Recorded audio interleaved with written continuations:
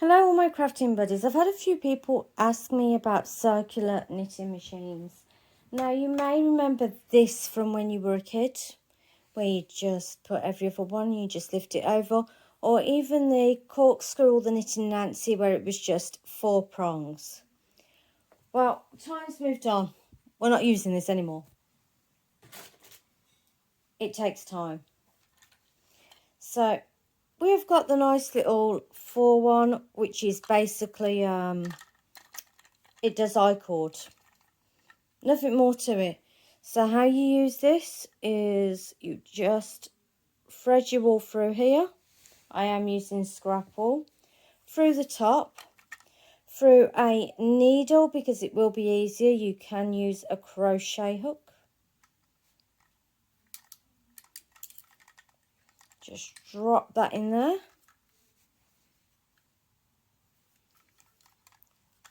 Then you've got your little handle. You've also got a weight that comes with it. I often do a slip knot at the bottom, which you can see how to do in many of my other videos. And then you're just going to turn your handle, skip every other hook, so it will look like this. And then you are just going to go round as quick as your heart contents at this point.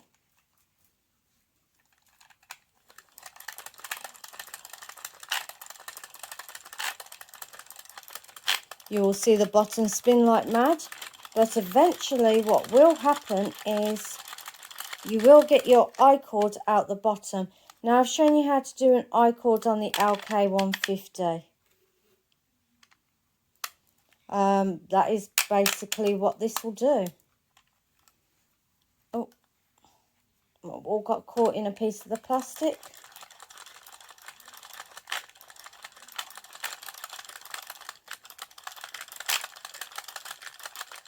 There you go, that is your I-cord popping out at the bottom.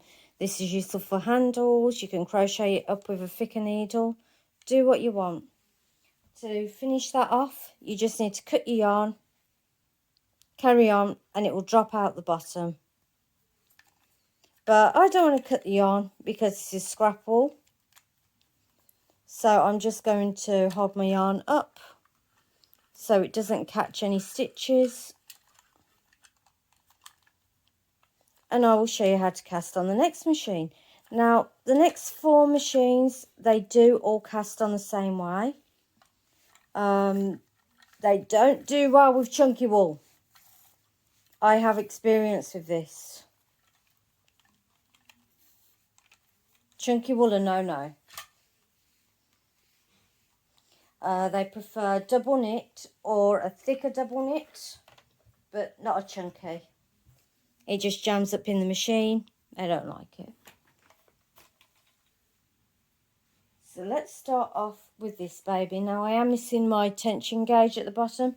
You would normally go through the tension gauge first. With each of these machines you have got the panel and the tension. This is the rabbit knitting machine aimed at children, but it is great for neonatal hats. I'm going to be working on tubes, not panels. If you are working on panels, it will stop and you'll have to go back and forth. And all you are going to do is every other stitch you are going to pass the yarn through. I'm making this so awkward to see. So I've gone into that one. I'm skipping this next one. I'm going into the next one. And you repeat that all the way round for 1 row. You can try the other cast on method, which is the E-wrap round. I wouldn't recommend it. This machine needs no weights. It just goes. So I've done my loose cast on. Now, this machine doesn't have a counter either.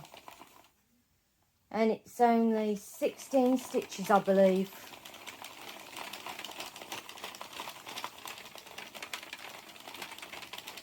Now I can see what you're going to ask me. What is the purpose of me getting this machine if it only does tubes? Well, you've got premature baby hats, small purses, scarves. You can do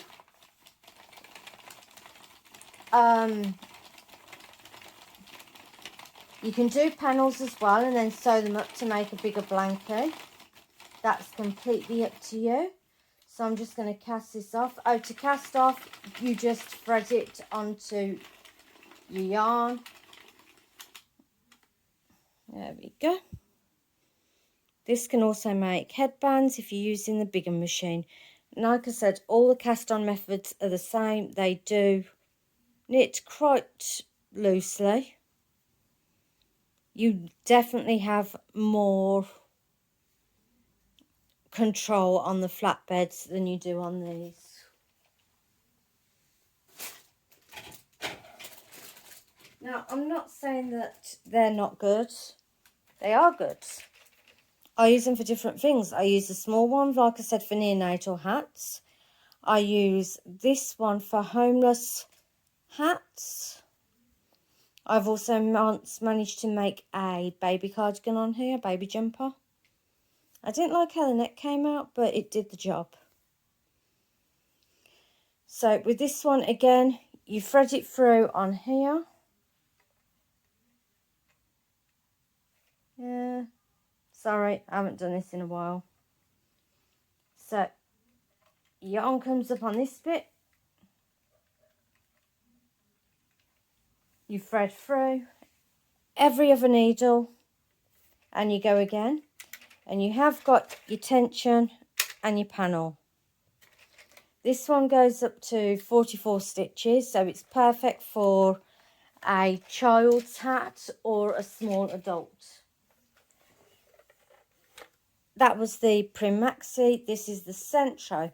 The Centro, it's a bit different. It's a bit more deluxe. We have a row counter. It's not always accurate, but it has a row counter. You cast on exactly the same as the other two. You can do tubes or panels. Make sure you do put your wall tension on. This one, again, can't do chunky. You want to go with double knit with all of these machines. I use this one for making bigger homeless hats or a thicker scarf if I'm using a more fiddly wool. You've also got another option for these machines, which is you can also use these videos for making socks. No, not the kind of wool you wear, just not the kind of socks you wear. Just a general sock of yarn. If you use a white yarn, you can dip dye it. You can customise your wool. These can be quite useful. Now, my honest opinion, my favourite one of all of these machines would be this one, because I do a lot of homeless makes, a lot of scarves. It uses up the scrap wool quickly. It's just my favourite. It's got the handle so you can hold it down, although the Centro does have suction cubbies to the bottom of the feet. I'd have to say this is my favourite. Anyway, this is it for my review on the circular knitting machines.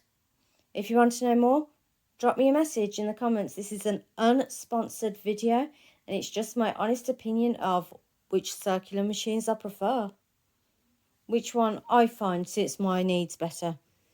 You might find that another one suits your needs better, but this one suits mine. Happy crafting, guys. See you next time.